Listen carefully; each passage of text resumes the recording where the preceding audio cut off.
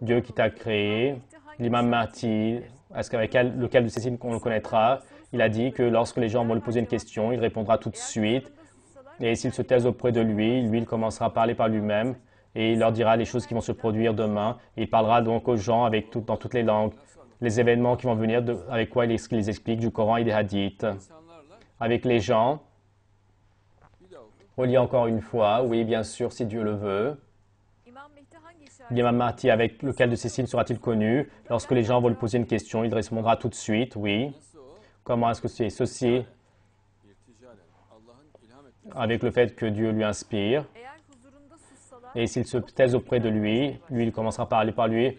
Cela veut dire auprès de lui, les gens vont se taire. Lui, quand il va parler, les gens vont se taire. Ils vont se taire et parler. Et lui, parler, c'est l'une de ses qualités importantes. Et dans l'environnement où il est, les gens ne parlent pas de manière générale, ils écoutent. Et il parlera des choses qui vont se produire demain. Donc les événements à venir, des hadiths de notre prophète, des versets du Coran.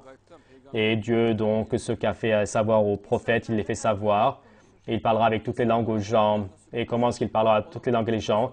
Et donc, son discours est traduit en même temps. Ses livres sont traduits.